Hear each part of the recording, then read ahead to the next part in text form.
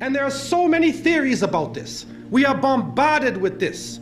We see people talking about the Freemason order, the Illuminati, the international bankers, the Zionists, alien consciousness.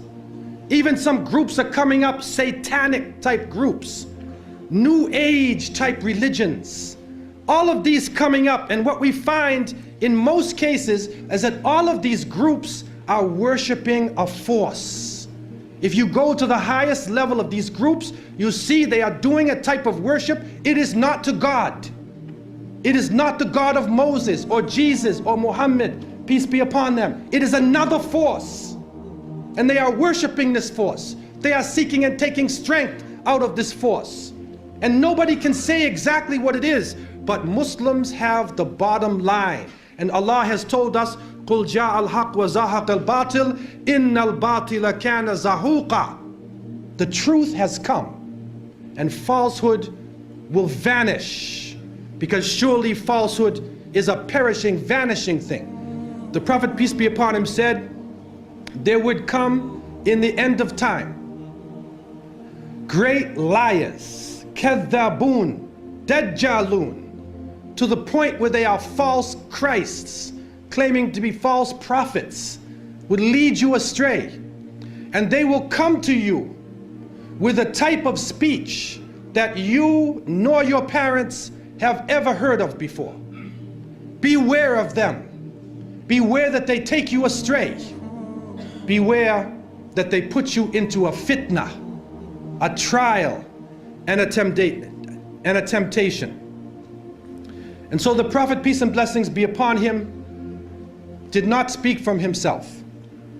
And we are witnessing today, with the advent of the new technology, that human beings have the ability to send information throughout the planet simultaneously.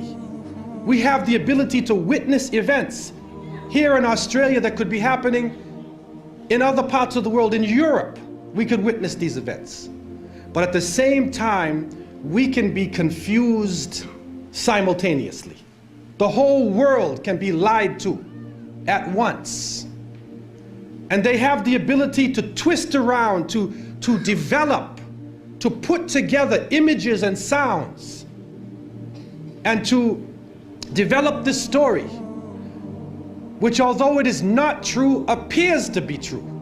And you know it's not true, but you watch it as though it is true, and it affects the way you think.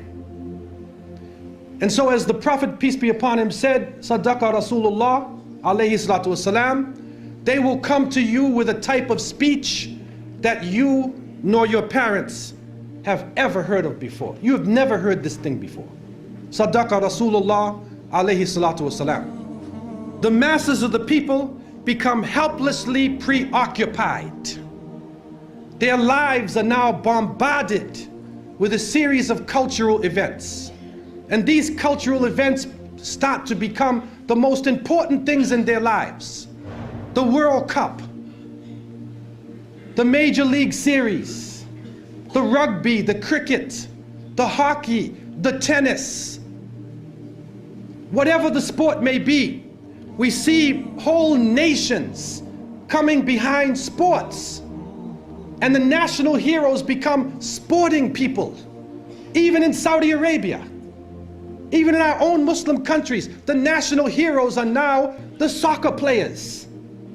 Who kicks the little ball inside of a net? He becomes the hero of the nation when people are dying on the ground. But yet we become preoccupied with this.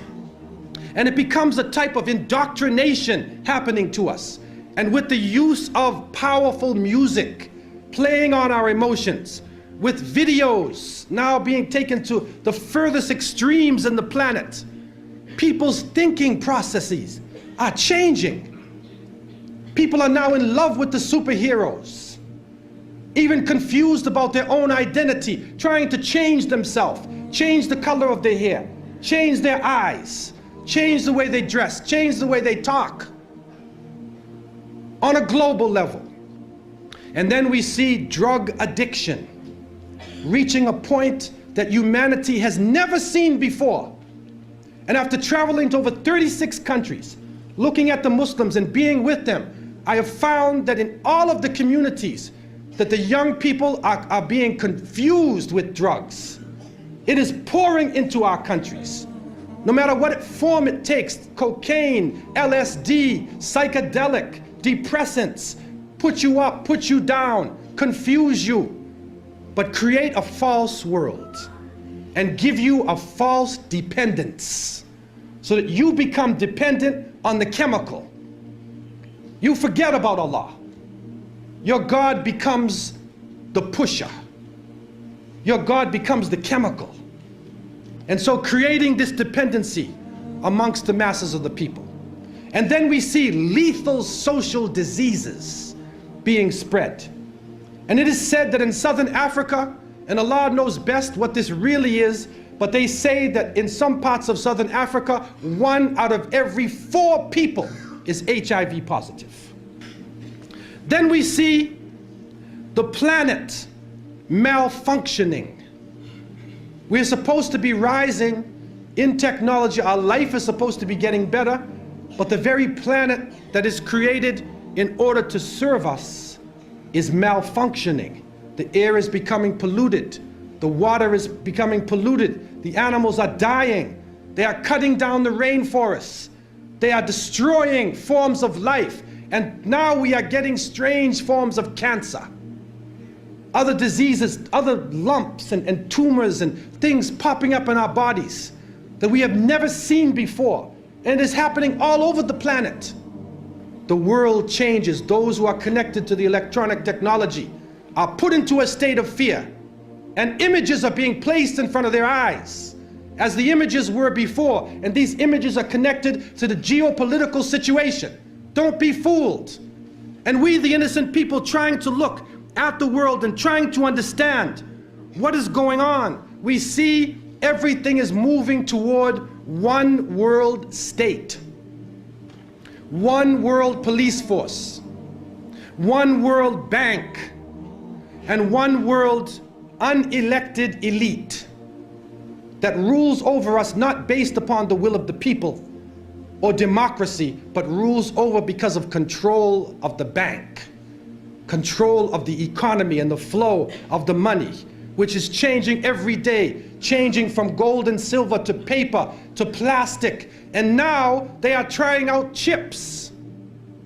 They're putting chips in somebody's head.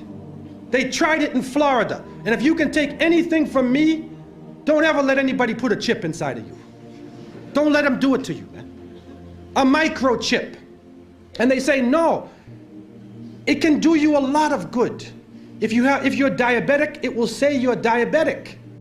But the problem we're facing is, what else can happen with that chip? What else can be done to the chip? Your emotions could be controlled. Your mind could be controlled. You could even be killed. Wal-iyadu billah. And so the Quran and the Hadith, the revelation gives the Muslim the bottom line.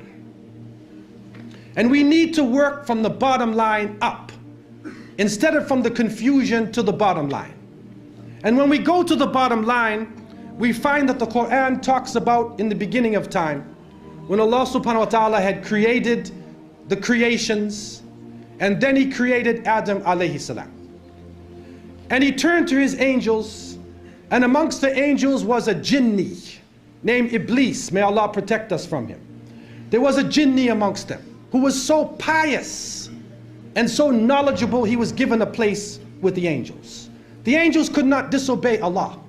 And so Allah told them in the oft repeated verses, Usjudu li Adam fasajadu illa Iblis. He told them, bow down to Adam, and all of them bow down except Iblis. And Surah Al-Kahf told us, Kana min al-jinn. He was jinni. He was not a fallen angel.